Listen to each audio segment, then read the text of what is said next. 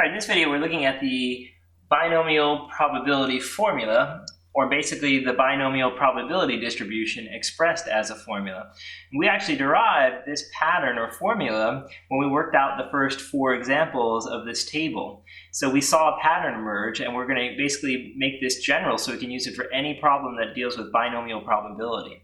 Now, one thing we want to notice about the formula is that it used combinations and then it used the product of 2 fractions when we saw that in our last video example. Well, where that comes from is essentially that this binomial probability distribution is really like a blend of 2 rules we've learned before. We learned the multiplication rule of probability that was involved in the multiplication of all those fractions, and then combinations kind of handle the addition rule part of it, right? Because we saw that, many of these scenarios could happen multiple ways. So it was a situation where we had, how could X have 2 successes? Well, it could happen this way, or it could happen this way, or it could happen this way. And so basically that led to a bunch of, these expressions added together. And the combinations basically handled that since the expressions were always the same that we're adding together.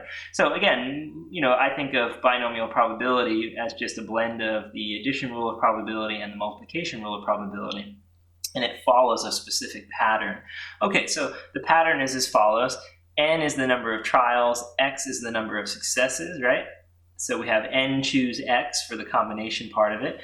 And then P represents the probability that we have a success, and Q represents the probability of failure, and we're going to write that as 1 minus P. So in other words, these are complementary. If the probability of success is 20%, the Q, or the probability of failure, must be 80%, right? And if the probability of success was 10, the Q would have to be 90, so on and so forth, right?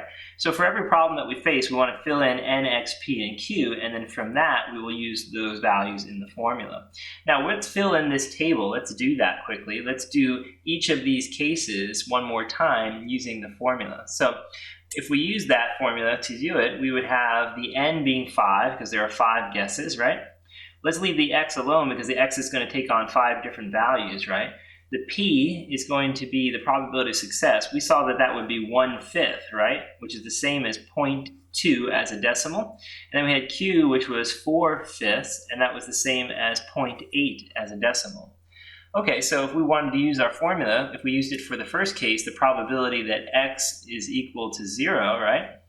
For that scenario, we basically just plug in out of 5 guesses, choose none of them to be correct, right? The probability that we have a correct guess is 0.2, and we're going to raise that to the 0 power because there are no correct guesses. And then we're going to multiply that by 0.8, which is the probability that we fail, and we're going to have 5 failures because if we take 5 minus 0, right? 5 minus 0, we will just get 5. All right. So that'll give us a certain numerical value. We'll get that numerical value later. Okay, so let's continue. If you do probability that X is equal to 1, well, that would be out of 5 things, choose 1 to be correct, right? 0.2 is the probability we guess correctly. Let's raise that to the 1 power, and then we have 0.8, which is the chance we guess incorrectly. If we have 1 correct guess out of 5 guesses, we'll have to have what? 4 incorrect guesses, right? Remember, these 2 must always add up to 5 in this example because 5 is the number of trials, right? If the number of trials was 10, these 2 exponents would have to add to 10, right? Okay, let's continue then.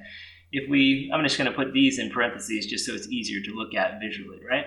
Okay, then from there, we're going to do probability that X is equal to 2. Well, out of 5 things, we want to choose 2 to be correct. It'll be 0.2 to the 2nd power and 0.8. Well, think about it. If 2 of them are correct, 3 leftover questions will be incorrect, right? The remaining 3 will be incorrect. And then we'll continue the probability that X is equal to 3. Well, out of 5 things, we want to choose 3 to be correct. So we'll have a 20% chance something is correct, and there'll be 3 of those. And then an 80% chance something is incorrect, and there'll be 2 of those. And that's our answer there. Then we have the probability that X is equal to 4. So out of 5 things, we want to choose 4 of them to be correct. There'll be a 20% chance that something is correct. We'll raise that to the 4th power. And then an 80% chance something is incorrect. We'll raise that to the 1 power. And then finally, for the case where X is equal to 5, right? 5 successes. Well, It'll be 5, choose 5. You'll have 0.2 to the 5th power because all 5 guesses will be correct, right? All 5 of the guesses are right, and that means there are none that are incorrect, 0 that are incorrect. Okay, let's work all these out quickly. I'm going to do that for us because it turns out that my calculator has a program to handle that, and it's actually a very easy thing to work. So if I use my calculator to do it, I'll go under the second vars option, and I scroll down until I see binomial PDF. So in that my calculator, it's option 0. And then the way this works is it wants you to give you basically the n, the p, and then the x. So the n is 5, then comma, the p is 0.20, the probability of success is 0.20. And then, of course, to get the x values, we'll use 1 by 1, we'll do those.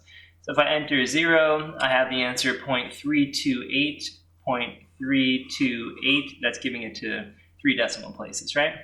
And if I do it for the case where x is equal to 1, I have 0.410, 0.410. And if I do it when x is 2, we get 0.205, 0.205.